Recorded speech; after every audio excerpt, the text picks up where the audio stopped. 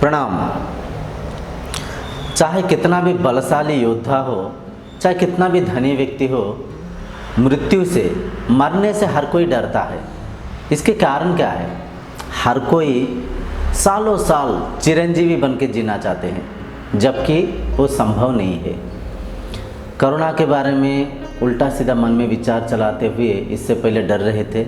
अभी ओमिक्रॉन के वजह से कई शरीर भयभीत है, कई शरीर मृत्यु के बारे में उटपटांग से विचार मन में चलाते हुए मृत्यु को निमंत्रण दे रहे हैं।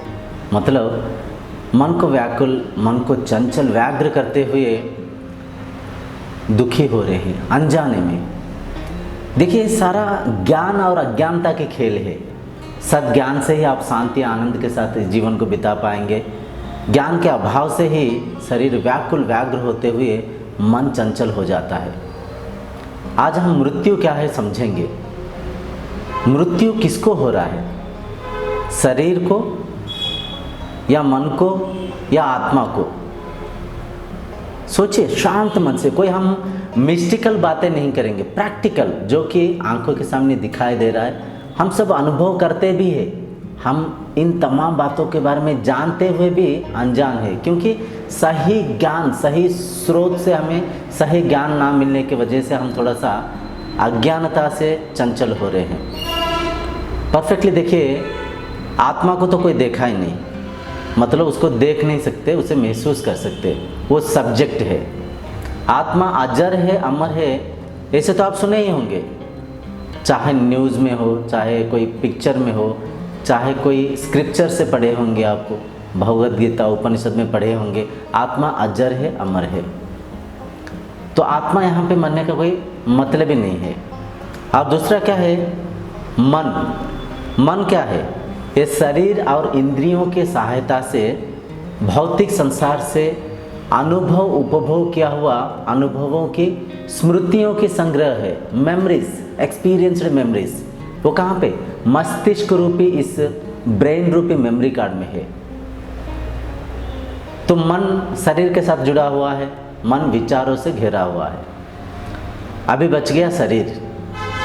शरीर क्या है? शरीर को ठीक से समझिए, परखिए। शरीर प्रकृति है, शरीर नेचर है, शरीर अन्नमय कोशा है। आप जो भी खाना खाते हैं, वो खाना लिवर में जाके पीसा जाता है, रस बनता है, रस से रक्त बनता है, रक्त से मेद मतलब मांस बनता है, मांस से हड्डियाँ बनता है, हड्डियों के बीच में मज्ज बनता है, मज्ज से वीर्य बनता है। तो वीर्य कहाँ से बना? खाद्य से, अन्न से। फिर शरीर से ही शरीर का जन्म हो रहा है, उत्पत्ति हो रहा है। जो भी नया शरीर जन्म लेता है, वो शरीर भी फिर प्रकृति से मिलती हुई खाना को खाता है, प्रकृति से मिलती हुई पानी को पीता है, प्रकृति से मिलती हुई सांसें, जो हवा को सांसों के रूप में लेता है। तो क्या प्रकृति नहीं है शरीर? क्या शरीर अन्न नहीं है? जो भी हम खाना खाते, वो खाना ही शरीर के रूप में आकार आकृतियों को परिवर्तन होते हुए आज इस स्वरूप में है। सोचिए, एक बचपन से एक बच्चा बड़ा होने तक उसका कितना आकार आकृति परिवर्तन होता है। तो ये परिवर्तन ही मृत्यु है। बच्चा जब युवा वयस में आ गया तो बचपना वाला वो बच्चा मर गया, वो शरीर अदृश्य होके कोई नया रूप लिया। जब युवा वयस वाला शरीर युक्त वयस वाला जो शरीर वृद्धाप्य में आ जाता है, तो धीरे धीरे उस शरीर के रंग रूप परिवर्तन होने के साथ साथ पुराने शरीर मर जाता है, नए शरीर नए फॉर्म लेता है। तो यहाँ पे मृत्यु मतलब क्या है? परिवर्तन है। परिवर्तन प्रकृति के सिद्धांत है। हम प्रकृति के विरुद्ध कुछ भी नहीं कर सकते, और प्रकृति में जो भी हो रहा है भलाई के लिए ही हो रहा है, अच्छाई के लिए ही हो रहा है। उस अच्छाई को हम ना परख पाते हुए, ना समझ पाते हुए मृत्यु के प्रति मन में भय को, डर को चलाते रहते हैं। कौन मर रहा है? शरीर मर रहा है, शरीर जन्म ले रहा है, शरीर परिवर्तन हो रहा है। शरीर क्या है? पंचभूत है। पृथ्वी, जल, अग्नि, वायु, आकाश, ये पंचभूतों से शरीर के निर्माण हो रहा है।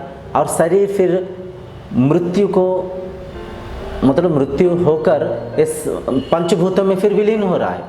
यूँ समझिए जो समुद्र में ना एक बुलबुला उठा, एक बुलबुला पैदा हुआ, फिर वो बुलबुला मिटकर उसी समुद्र में मिल गया। एक लहर उठा और एक लहर मिटा।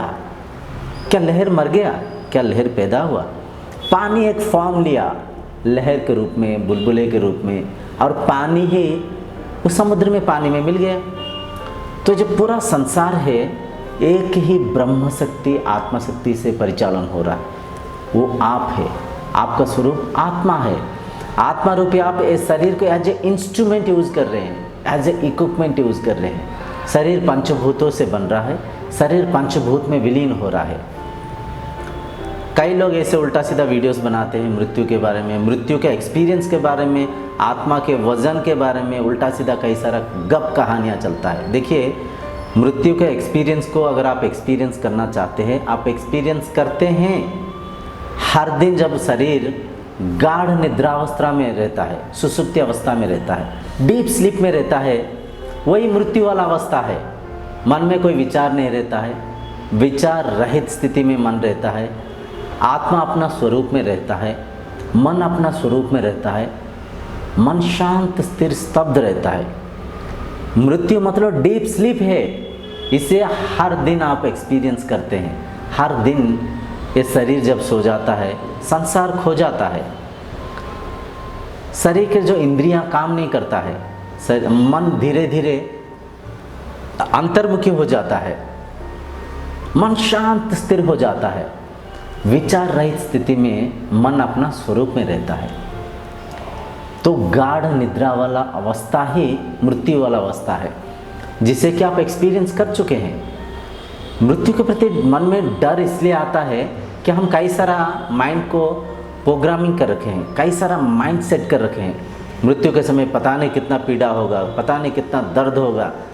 हम कई सारा टीवी में, सिनेमा में कई सारे एक्सीडेंट इंसिडेंट्स को देखते हैं, तो उनके साथ खुद को हम कंपेयर करके अनजाने में अशांत हो जाते हैं। हम कल्पना में जीते हैं, काल्पनिक दुनिया में जीते हैं। शायद मृत्यु के समय इतना पीड़ा होगा, उतना दुख होगा, उतना दर्द होगा, पता नहीं कैसे होगा, पता नहीं क्या होगा। सोचते सोचते सोचते सोचते जब कभी शरीर को आने वाला मृत्यु के बारे में अभी से सोच के अभी से मरने लगते हैं हम। तो इस बात को मन में रखिए, इस ज्ञान को मन में बिठाइए, क्योंकि ये शास्त्रों में लिखा हुआ है। अब आप बोलेंगे शास्त्र में जो लिखा है वो सही है करके क्या प्रमाण है?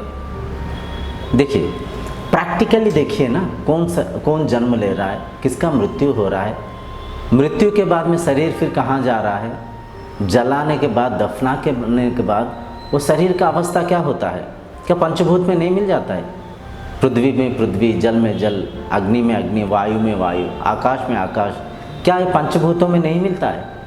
सोचिए, परखिए, समझिए।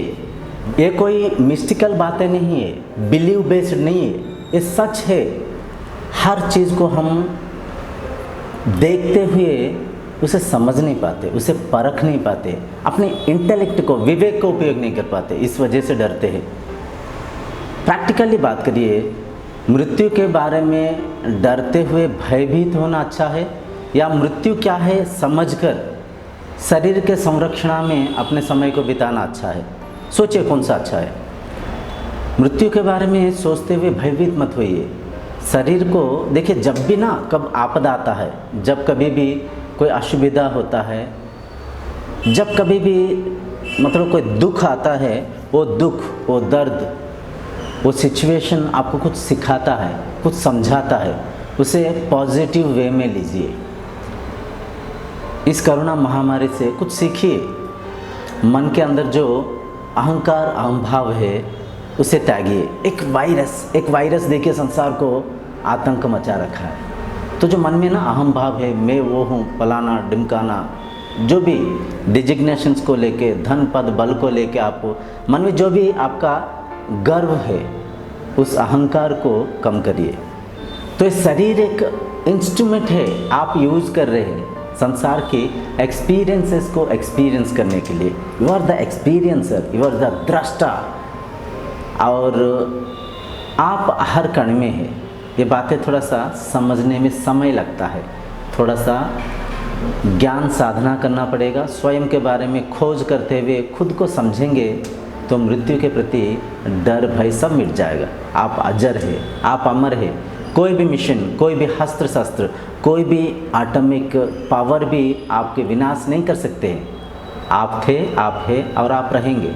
स्वयं के स्वरूप को ना समझ पाते हुए शरीर के साथ मन को बांध के मृत्यु के प्रति हम भयभीत होते हैं। अगर मन में मृत्यु के प्रति भय आ रहा है, शरीर को संरक्षण करना ही चाहते हैं, तो आपके जो भी बुरी आदतें हैं उसे त्यागिए।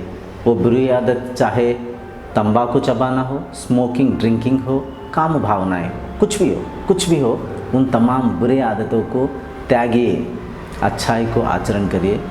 शरीर आरोग्य रहेगा और शरीर के हर एक एक्सपीरियंस को, हर एक अवस्था को एंजॉय करिए। मृत्यु को समझिए, डरिए मत।